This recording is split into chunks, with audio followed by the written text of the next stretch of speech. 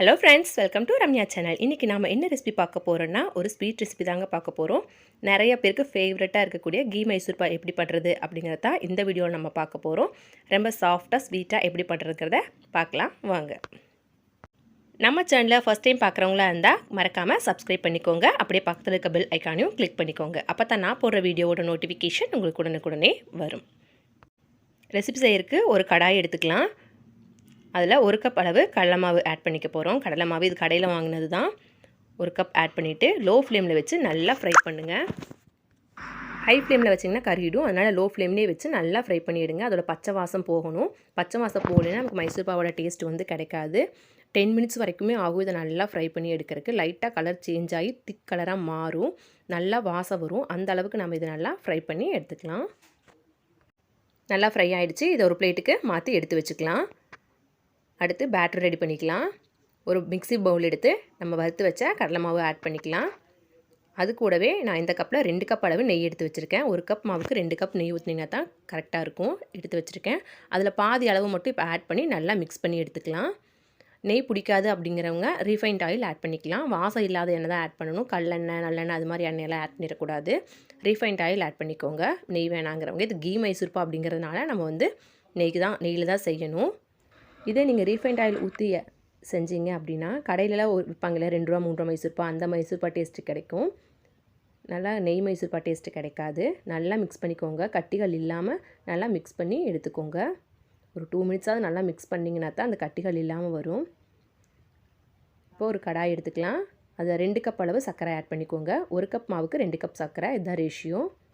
அது கூடவே 1 கப் அளவு தண்ணியை வந்து நம்ம மிக்ஸ் பண்ணி எடுத்துக்கலாம். நல்லா சர்க்கரை கரைஞ்சி கொதித்து வரட்டும். ஒரு கம்பி பதம் வரணும், அந்த வரைக்கும் நம்ம வெயிட் பண்ணலாம். சர்க்கரை முதல்ல நல்லா கரையட்டும். இதில் இருக்கிற டஸ்ட்டெல்லாம் எடுக்கிறதுக்கு 1 ஸ்பூன் அளவுக்கு நான் பால் ஆட் பண்ணுறேன். நீங்கள் பால் ஆட் பண்ண உடனே அந்த பால் நுரைச்சி அந்த டஸ்ட்டெல்லாம் அந்த பாலோடு சேர்ந்து வந்துடும். நம்ம அப்படியே எடுத்துக்கலாம். சைடாக ஒதுங்கிடும், அதை அப்படியே நம்ம எடுத்துக்கலாம். ஊற்றி ஒரு 2 மினிட்ஸ் வெயிட் பண்ணணும். அப்போ தான் அந்த நுரை வரும். பாருங்கள், சைட்லலாம் வருது பாருங்கள். அந்த நுரை எடுத்திங்கனாலே அதுலேயே எவ்வளோ டஸ்ட் இருக்குது காட்டுறேன் பாருங்கள். உங்களுக்கு நிறைய டஸ்ட் இருக்கும் ஒயிட் சுகரில்.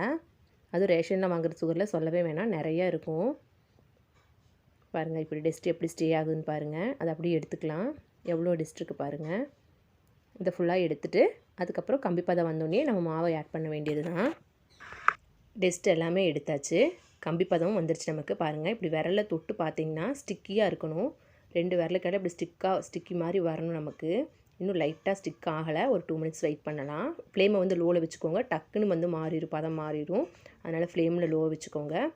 ஒரு 2 மினிட்ஸ் தான் ஆச்சு. இப்போ பாருங்கள், அதுக்குள்ளே டக்குன்னு வந்துருச்சு பாருங்கள். எவ்வளோ ஸ்டிக்கியாக இருக்குது பாருங்கள். இப்படி கையை வச்சு ஒட்டி எடுக்கும்போது நல்லா வரணும், ஒட்டிட்டு வரணும். இது மாதிரி இதுதான் ஒரு கம்பி பதங்கிறது. புதுசாக பண்ணுறவங்க தண்ணியில் எடுத்து போட்டிங்கன்னா உங்களுக்கு உருட்டை வரணும். அந்தளவுக்கு வந்துருச்சுனாலே கம்பி பதம் வந்துருச்சுன்னு அர்த்தம். இப்போ நம்ம கரைச்சி வச்ச மாவை வந்து ஆட் பண்ணிக்கலாம். ஆட் பண்ணிவிட்டு கை விடாமல் கலக்கி விட்டுக்கிட்டே இருங்க.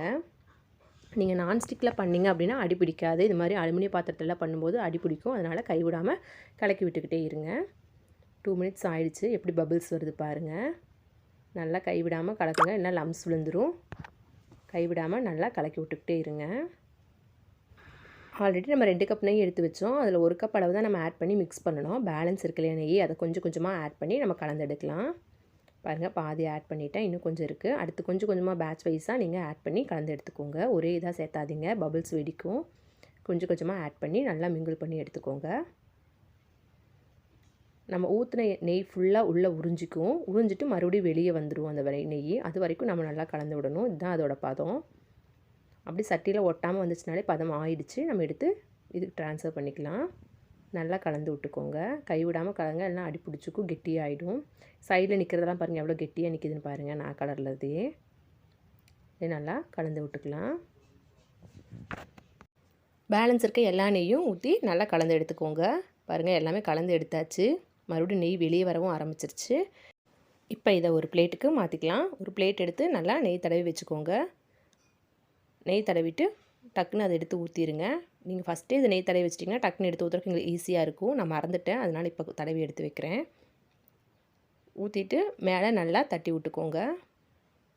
நீங்கள் அடுப்புலேருந்து இறக்குற உடனே ஊற்றிடணும். ஒரு 5 மினிட்ஸ் வச்சாலும் மேலே வந்து திட்டாக வந்துடும். பாருங்கள், நான் 2 மினிட்ஸ் வெயிட் பண்ணி வச்சதுனால மேலே வந்து இதாக இருக்குது.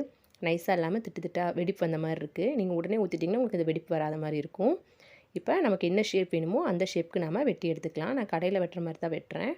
உங்களுக்கு என்ன ஷேப் வேணுமோ அந்த ஷேப்பில் நீங்கள் வந்து வெட்டி எடுத்துக்கலாம். இவ்வளோதாங்க, சூப்பரான நெய் மைசூர்பா நமக்கு ரெடி ஆகிடுச்சு.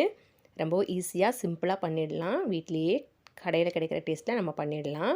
இந்த ரெசிபி உங்களுக்கு பிடிச்சிருந்தனா லைக் பண்ணுங்கள், ஷேர் பண்ணுங்கள், கமெண்ட் பண்ணுங்கள். மறக்காமல் நம்ம ரம்யா சேனலை சப்ஸ்கிரைப் பண்ணிக்கோங்க. அப்படியே பக்கத்தில் இருக்க பெல் ஐக்கானையும் கிளிக் பண்ணிக்கோங்க. அப்போ தான் நான் போடுற வீடியோவோட நோட்டிஃபிகேஷன் உங்களுக்கு உடனுக்குடனே வரும். இதை கட் பண்ணி நீ எடுத்து காட்டலாம். பாருங்கள் எவ்வளோ சூப்பராக வந்திருக்கு. சைட்லேயும் எடுத்து விட்டுக்கோங்க. எடுத்து விட்டுட்டு அப்புறம் கீத்து போடுங்க. எவ்வளோ சூப்பராக மைசூர்பா வந்திருக்கு பாருங்கள். இருங்க பிச்சும் காட்டுறேன் எந்த அளவுக்கு வந்திருக்குன்னு. செம டேஸ்ட்டாக இருந்துச்சுங்க. நீங்களும் ட்ரை பண்ணி பாருங்கள். ஸ்வீட் பிடிச்ச உங்கள் ஃப்ரெண்ட்ஸ்க்கு எல்லாத்துக்குமே நீங்கள் இதை ஷேர் பண்ணுங்கள் இந்த வீடியோவை. மறக்காமல் ட்ரை பண்ணி பார்த்துட்டு எப்படி இருந்துச்சுன்னு கமெண்ட்டில் சொல்லுங்கள். இன்ஸ்டாலையும் ஃபேஸ்புக்லேயும் நம்ம பேஜை ஃபாலோ பண்ணிக்கோங்க. யூடியூப்பில் நம்ம சேனலை சப்ஸ்கிரைப் பண்ணிக்கோங்க. தேங்க்யூ.